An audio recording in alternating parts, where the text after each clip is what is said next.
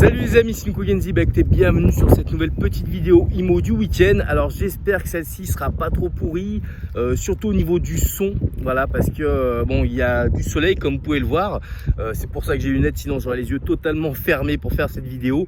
Mais surtout il y a pas mal de vent. Alors pourquoi je me suis mis ici pour faire cette vidéo, c'est par rapport à ce que j'ai derrière moi. Si vous pouvez le voir, c'est du terrain agricole.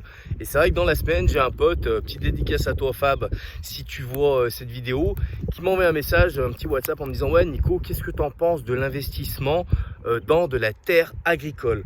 Alors très clairement je suis pas un expert en la matière, et voilà, là c'est vraiment de l'ouverture d'esprit, un avis très personnel sur la chose, et peut-être que certains d'entre vous connaissent mieux que le sujet que moi, et en commentaire nous donneront des compléments d'information. Mais voilà un petit peu le ressenti que j'en ai. Est-ce que finalement je lui ai répondu comme réponse? Pour moi c'est pas super valable de vouloir investir dans ce type d'immobilier, parce que c'est de l'immobilier, hein, c'est de la terre agricole, pour la simple et bonne raison qu'au niveau exploitation immédiate c'est pas évident à exploiter. Très clairement, à la fin de la vidéo je vous donnerai deux idées que je vois pour éventuellement exploiter la terre agricole, sans être sûr que ça puisse se faire. Mais à l'instant T, une terre agricole, c'est comme son nom l'indique, réservé à l'agriculture. Et sur le principe, c'est même très difficile à acheter si on n'est pas agriculteur. Et tout le monde voit finalement une seule chose, ce sur quoi je suis assis là, je ne sais pas si vous voyez, c'est bien du gazon, et allez, 20 mètres derrière moi, c'est à nouveau la terre agricole. Bah là, ce gazon-là qui est à mes pieds, il y a encore quelques mois, ouais, peut-être un an, parce que la PLU a changé il n'y a pas longtemps, c'était la terre agricole et c'est passé constructible. Voilà, là, il y a une trentaine de logements qui vont sortir de terre à cet endroit-là, et c'est un petit peu le rêve de tout le monde. Parce que c'est sûr que la terre agricole, ça n'a pas la même valeur à l'achat que du terrain constructible.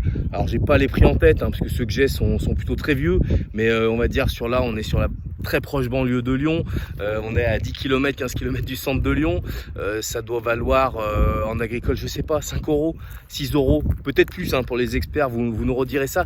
Donc c'est sûr que ça peut être tentant, et on a tous dans l'idée de se dire, eh ben, si j'ai le changement de zone urbaine au niveau de ce terrain-là, que ça devient la zone constructible, c'est gling gling. Et effectivement, c'est gling gling. Voilà, il y a plein de fortunes qui peuvent se faire rapidement comme ça, et voilà. Et souvent ça concerne des agriculteurs qui ont vu leur terre agricole se transformer en zone constructible, et j'ai envie de dire tant mieux pour eux, puisqu'ils ont des métiers durs, et voilà, c'est le loto à un moment qui tombe, et ma foi, tant mieux pour eux. Maintenant, en tant qu'investisseur, en tant qu'opérateur immobilier, est-ce que moi personnellement j'ai envie de faire un pari sur un hypothétique changement, mettre de l'argent, bloquer de l'argent sur X années sans avoir la certitude que ça puisse ou pas changer?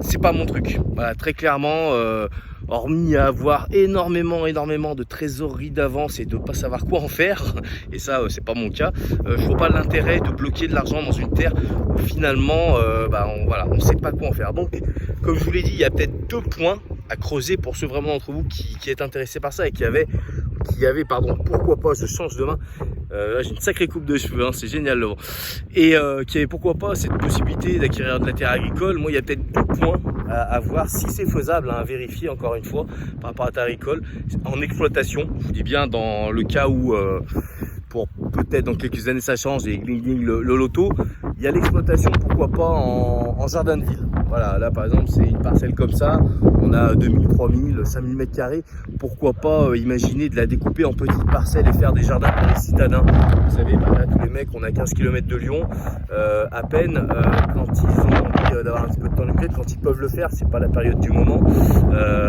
et pourquoi pas, on va leur faire des locations de petits jardins. Ça peut être une idée. Maintenant je sais pas si c'est faisable.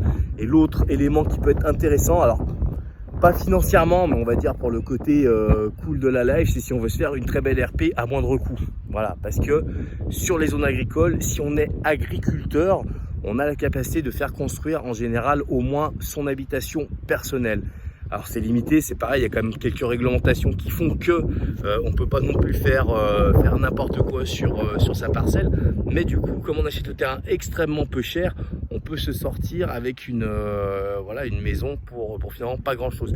Et après, a priori, quand on veut se mettre agriculteur, et voilà, on passe des équivalences de CAP ou autre.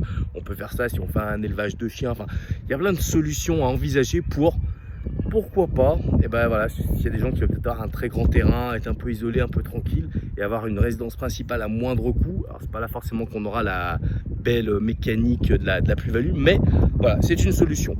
Donc voilà les amis, écoutez, voilà, une ouverture d'esprit, le terrain agricole.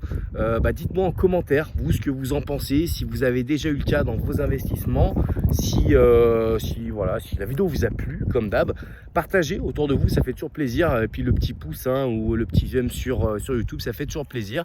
Bon, en attendant, je vous dis à la semaine prochaine, à très vite, salut les amis.